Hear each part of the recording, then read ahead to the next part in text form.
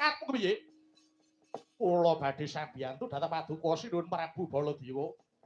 Ngunduraken mengsah saking negari Ndoraka Ngawestri babar pisan. Menika wujud lelabuhan kula kalian Raden Narayana. Oh, ngono? Iye.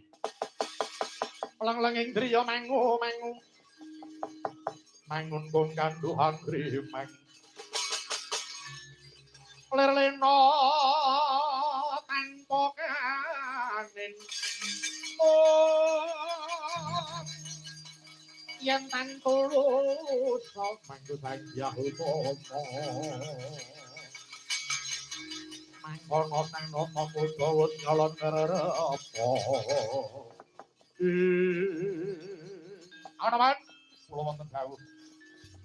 Kuwi tuwuh saka prentuling atimu dhewe, ora saka penjaluk ing Baladewa. Upama ora ana sabiyantu saka kowe Anoman, tak kira Baladewa wis kobet.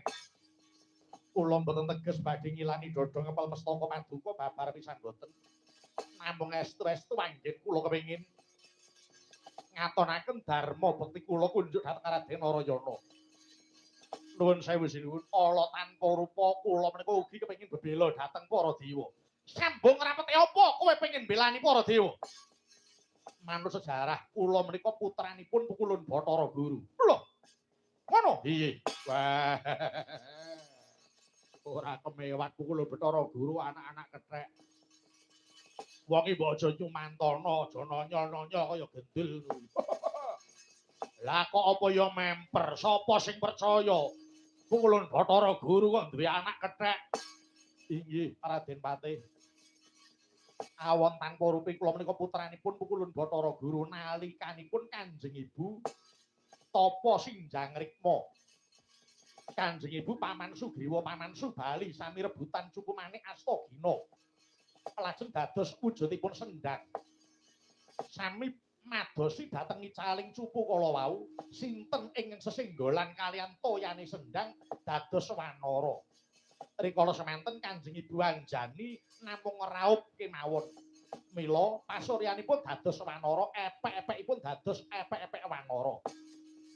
Gusti badhe paring pangapunten menawi Kanjeng Ibu tapa wuda Sinjang Rikma. Rikala Kanjeng Ibu tapa nyantaka Pukulun Bathara Guru mangejawantah nyumurupi Kanjeng Ibu tapa Sinjang Rikma. Pukulun Bathara Guru boten kiyat ngampah medaling Ponangkama. Kama medal saking gangga dawah wonten ing ron Sinamasem. Lajeng ketut kentir toyaning sendhang kala wau satemah anyaketi dhateng tutukipun Kanjeng Ibu. Kama ingkang mapan ron Sinamasem kasrap dening Kanjeng Ibu satemanggir bini. Lair kula menika mekaten sejarahipun.